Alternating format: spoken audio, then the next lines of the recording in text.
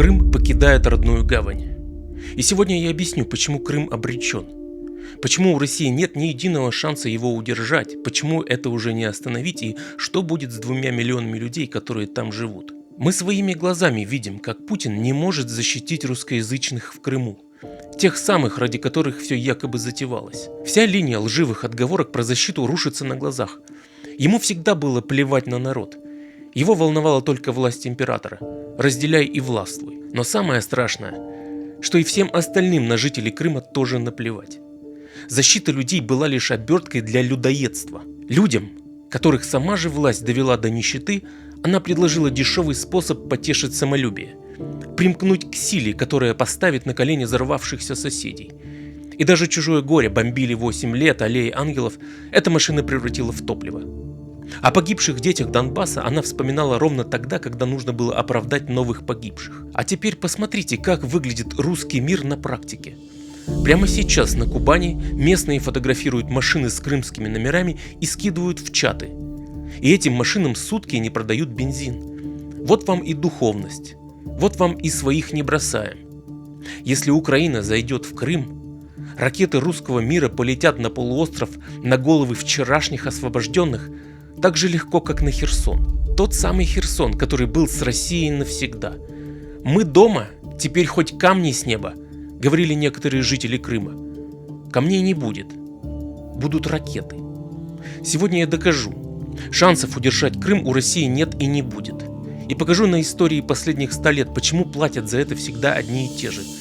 Те, кто на полуострове живет. В 2014 году Алексей Навальный произнес знаменитую фразу: «Крым – это не бутерброд с колбасой, чтобы возвращать его туда-сюда». Алексей ошибался. Крым – это именно бутерброд. Геополитический бутерброд, который столетиями переходит из рук в руки. Ханы и султаны, цари и генсеки. За этот полуостров дрались все и не удержал никто. И прямо сейчас, у нас на глазах, он снова переходит из рук. Знаете, сколько раз за последние 100 лет Россия уже теряла Крым? 3 раза. И каждый раз происходило одно и то же. Сегодня я заправляюсь бензином за 3 евро. 3 евро за 1 литр. Крым – самый дорогой бензин в мире. Ноябрь 1920 года. Гражданская война.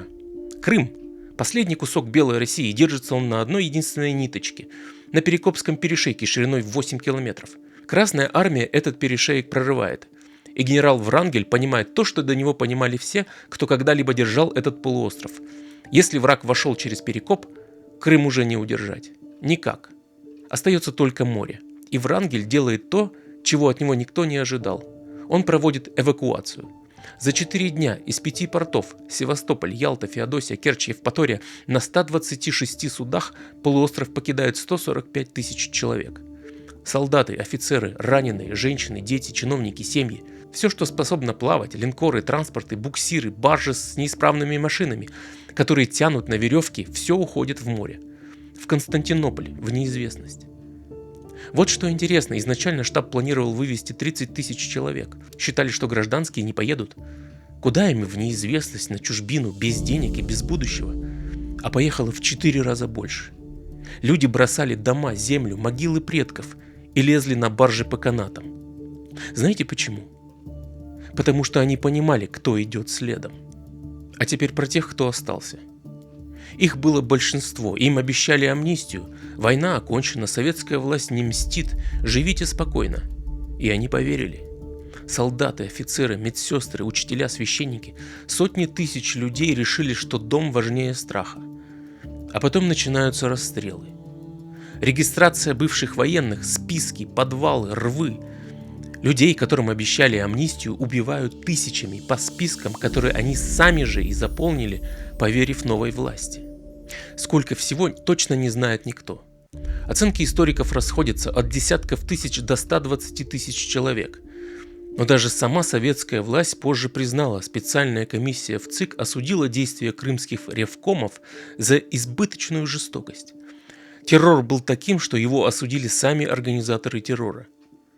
А газета «Красный Крым» в декабре 1920-го писала об этом открыто, я процитирую: «Красный террор достигает цели, потому что действует против класса, обреченного самой судьбой на смерть.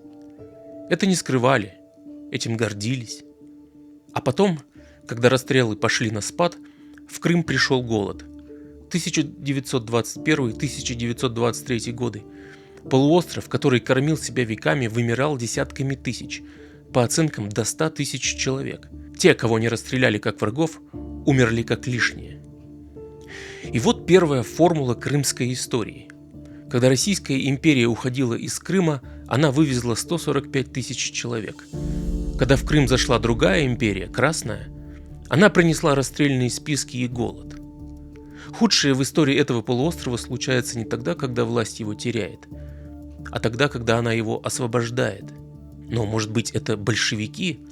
Может быть, дальше империя научилась беречь своих людей? Прошел 21 год. Проверим. Всего на самом деле интересует, а где же гуманитарная помощь в Крым? А? Ну мы не так давно собирали, допустим, гуманитарную помощь в Дагестан. А где нам гуманитарная помощь? Почему нам никто не везет ее? Осень 1941 года. Теперь Крым обороняет уже Красная Армия. Та самая, что 20 лет назад брала его через Перекоп. И казалось бы, кто как не она знает, что этот перешеек — единственная дверь на полуостров, и что оборонять нужно именно ее. К Перекопу подходит 11-я армия Манштейна. И происходит то же самое, что в 1920-м, только зеркально. Немцы прорывают перешеек, и дальше Крым падает не за годы и не за месяцы, за 30 дней. К середине ноября у Красной Армии остается один Севастополь. Весь остальной полуостров с городами, портами, аэродромами и сотнями тысяч жителей потерян за месяц. Обратите внимание на закономерность. Крым – это не крепость, это ловушка. Его легко взять, потому что вся оборона держится на одном узком горле. И его невозможно удержать, потому что он полностью зависит от снабжения извне. Топливо, продовольствие, боеприпасы, вода – все привозное. Кто контролирует пути снабжения, тот контролирует Крым. Кто их теряет, теряет все. В 1920-м это понял Врангель. В 1941-м это поняла Красная Армия. Остался Севастополь, город-крепость, город-легенда. 250 дней героической обороны. Вы про эти 250 дней слышали, про них снимали фильмы и писали учебники. А теперь я расскажу, чем эти 250 дней закончились. Про это фильмов не снимали. За литр бензина 299 рублей. Пожалуйста, очередей нет, колонки пустые. Сотый есть. А, сотый сколько стоит? 350 рублей литр. О, 350 рублей литр сотый. Новый рекорд. Июль 1942 года. Севастополь держится 8-й месяц. Люди дерутся за каждый дом, немцы несут чудовищные потери. Город превращен в руины, но держится. Держится, потому что верит, страна своих не бросает. Придут корабли, будет эвакуация, как в Одессе. Нас вывезут. И эвакуация действительно была. Только вот вопрос, для кого? В ночь на 1 июля командующий обороной адмирал Октябрьский сбегает из Севастополя на самолете. Генерал Петров уходит на подводной лодке. Вместе с ним эвакуирует высший командный состав, несколько сотен человек. По специальным пропускам. Защитники города между собой назовут эти пропуска страшно и точно – талоны на жизнь. А на берегу у 35-й береговой батареи на мысе Херсонес остаются около 80 тысяч бойцов. Без командования. Оно улетело. Без боеприпасов. Они кончились. Без воды. Ее нет. Без приказа им просто не сказали, что оборона окончена. И без эвакуации. За ними корабли не пришли. Несколько дней десятки тысяч людей стоят на узкой полоске берега под немецким огнем и смотрят в море. Они все еще ждут. Некоторые бросаются вплавь за уходящими катерами. В воспоминаниях выживших в дневнике полковника Пискунова, который остался там с людьми, все это описано. И давка у последних причалов, и вооруженная охрана у трапов, отгонявшая своих же солдат. Некоторых, кто пытался прорваться на корабли, просто расстреливали на месте. Свои же. Оставшиеся были обречены на смерть или плен. Через полгода в Сталинграде в окружение попадет немецкая 6-я армия. Из котла до последних дней летали самолеты, вывозили раненых, документы отдельных генералов. У фельдмаршала Паульса, командующего, была возможность улететь. Он остался со своими солдатами до конца и пошел в плен вместе с ними. Командующий обороной Севастополя своих солдат покинул на самолете. Я не сравниваю режимы, оба были людоедскими, я сравниваю отношение к своим. И вторая формула крымской истории – империя не эвакуирует народ. Империя эвакуирует начальство. Народ – это то, что остается на берегу. 1920, 1942, дважды за 22 года один и тот же полуостров, одна и та же картина. Власть уходит первой. Люди остаются расплачиваться. Скажете, древняя история? Сталинизм, война, все это быльем поросло, сейчас-то все иначе? Хорошо, давайте посмотрим, что происходит на этом же полуострове прямо сейчас, в июле 2026 года. Мы до сих пор стоим. Там, наверное, очередь уже до Темрюка собралась. Еще не открыли мост. Еще до сих пор взрывается что-то. Сегодня прям вообще жестко. Какие-то такие громкие взрывы, как будто бы ни хрена не беспилотники прилетают. По Тамане где-то. Вот. Движение по сухопутной трассе Новороссия за месяц упало больше, чем на 2/3. Украинские дроны охотятся на бензовозы, жгут колонну, разбили мост у Чангара, вывели из строя паромную переправу. Из 37 российских нефтеперерабатывающих заводов поражены минимум 25. Керченский мост после атак работает в режиме вечного ремонта. Командующий украинскими силами беспилотных систем сказал об этой стратегии открыто в интервью Reuters. Задача – полный контроль над дорогой и изоляция Крыма. А министр Федоров сформулировал еще короче. Мы превращаем Крым в остров. Понимаете, никто не штурмует Перекоп, никто не высаживает десант. Украина делает с Крымом ровно то, что с ним делали все и всегда – перерезает снабжение. Потому что Крым, я повторю, это не крепость. Это ловушка, которая полностью зависит от привозного топлива, привозной еды и привозной воды. А теперь как это выглядит для 2 миллионов людей, которые там живут? Бензин по 20 литров в руки, если он вообще есть. На заправках дежурят чиновники и переписывают номера. Очереди на часы, брошенные машины эвакуируют. Цены на отдельных заправках Севастополя дошли до 199 рублей за литр, а у перекупщиков и до 400. Туристический сезон, главный заработок полуострова, провален. Брони отменены. Сами крымчане умоляют не приезжать, талоны на топливо. Талоны на этом самом полуострове опять. В 1942 здесь были талоны на жизнь, для начальства. В 2026 году талоны на бензин, для всех остальных. Система удивительно верна себе. А что же начальство? А начальство ведет себя ровно по заветам адмирала Октябрьского. Путин, Медведев, Патрушев – первые лица государства, которое 12 лет строило всю свою легитимность на слове «Крым наш», топливный коллапс Крыма публично не комментируют. Вообще. Тему спустили региональным чиновникам, разбирайтесь сами. Главный трофей эпохи горит. А хозяева трофея сделали вид, что это их не касается. Зато проговорились про военные паблики. Они объяснили своим читателям, украинская блокада бьет по военной цели отрезать снабжение армии на юге. А то, что без бензина и продуктов осталось 2 миллиона жителей, это, по их словам, просто побочный эффект. Побочный эффект. Вот как теперь называется 2 миллиона человек. Ни цель, ни ценность, даже не жертва. Побочный эффект чужой войны за полуостров. И когда эти люди, доведенные до отчаяния, едут за бензином на Кубань, на Большую Землю, к своим, их там встречают чаты с фотографиями крымских номеров и заправки, которые им не наливают. Русский мир кончился ровно на той черте, где за него пришлось делиться бензином. Люди уже бегут. 5-часовые очереди на Керченский мост. Это не туристы, это исход. Причем эти беженцы забивают мост и мешают военным перевозкам, то есть даже их бегство для системы всего лишь помеха. Снова побочный эффект. Хорошо, скажете вы, блокада, дефицит, бегство. Но Украина ведь тоже не может просто взять и войти на полуостров. А что же тогда будет с Крымом? Слушайте, ну бензин это понятно, но почему пиво так дорого теперь стоит? Вы посмотрите, какие цены. Ну как-то вообще сейчас на 170 за 0,5. Дорого. Сентябрь 2022 года. Кремль объявляет Херсон территорией России. Навсегда. Помните? Концерты, флаги, люди сделали свой выбор. Ноябрь 2022 года. То есть через 1,5 месяца после навсегда российская армия из Херсона уходит. И встает на другом берегу Днепра.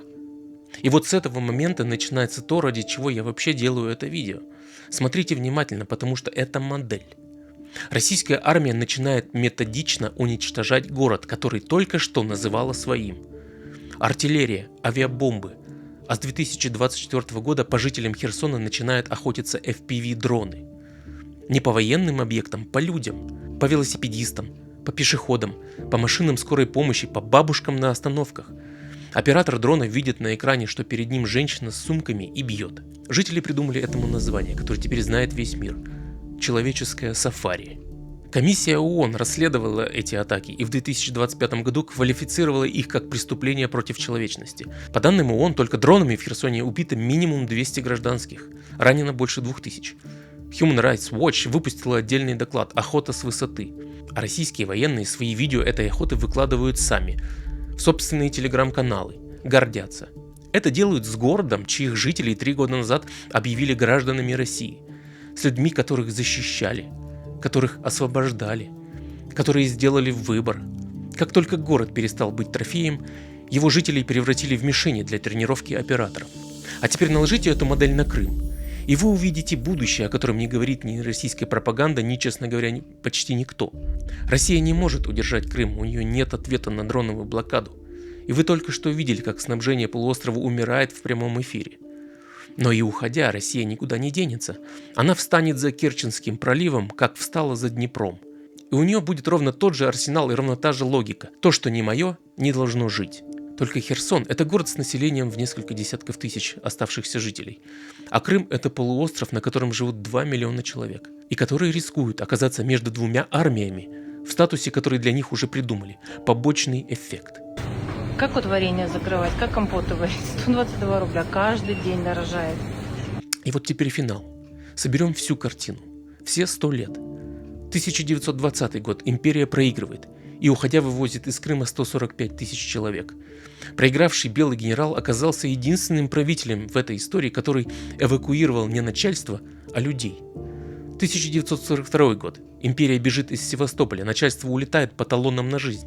80 тысяч солдат остаются на берегу. 2014 год. Империя возвращает Крым и за 12 лет превращает самодостаточный полуостров в полностью зависимую территорию, которая не может сама себя ни заправить, ни накормить, ни защитить.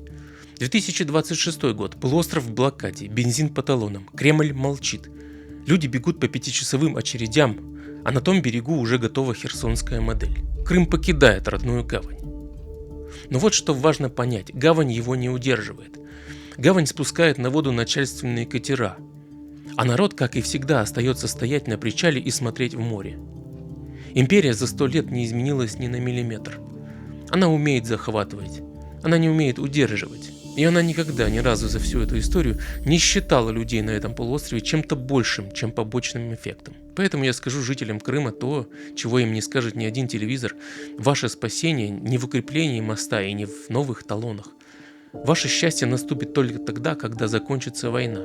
Когда полуостров перестанет быть трофеем, за который дерутся, и снова станет просто землей, на котором живут. Так уже было в истории Крыма, и так будет снова. Вопрос только в том, сколько людей до этого момента доживет, и сколько достоит на причале. Блин, что так стало больно.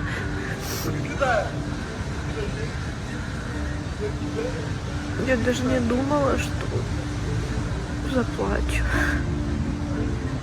Очень благодарна. Это мой дом, моя душа.